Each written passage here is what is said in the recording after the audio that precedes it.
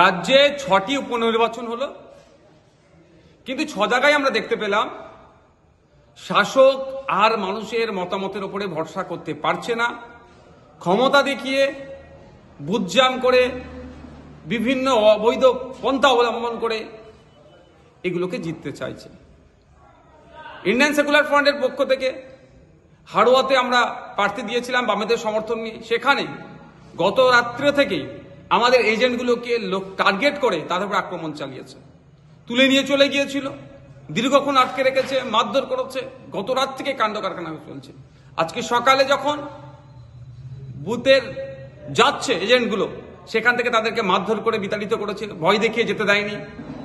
বিভিন্ন অঞ্চলে এই ধরনের সন্ত্রাস তারা সংগঠিত করেছে তৃণমূল কংগ্রেসের মদতে।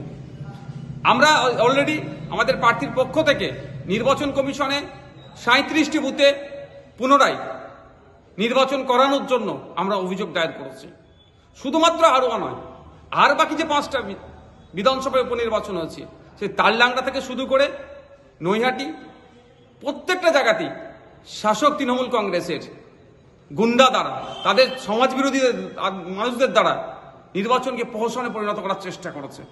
বিভিন্ন জায়গায়, কোনো জায়গায় প্রার্থী আক্রান্ত হয়েছে, কোনো জায়গায় আপনার বুথের এজেন্ট আক্রান্ত হয়েছে। এইরকম ভাবে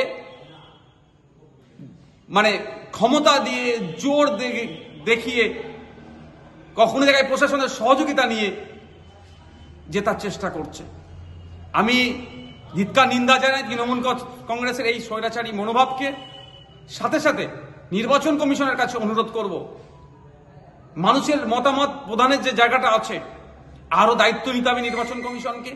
প্রত্যেককে সুনিশ্চিত করতে হবে শান্তিপূর্ণ এবং অবাধ যাতে নির্বাচন এই প্রত্যেকটা নির্বাচনী ক্ষেত্রে।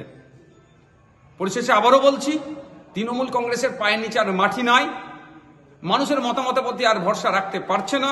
সেই জন্য গুন্ডা, মস্তান, সমাজবিরোধীদেরকে দিয়ে এই বুথ দখল করে, এই বিরোধী এজেন্টকে মারধর করে তাড়িয়ে দিয়ে, প্রার্থীকে ঘিরে চমকানো ধমকানো, প্রার্থীকে হ্যারাসমেন্ট করে ক্ষমতায় টিকে থাকতে চাইছে। এটা আর বেশি দিন নয়।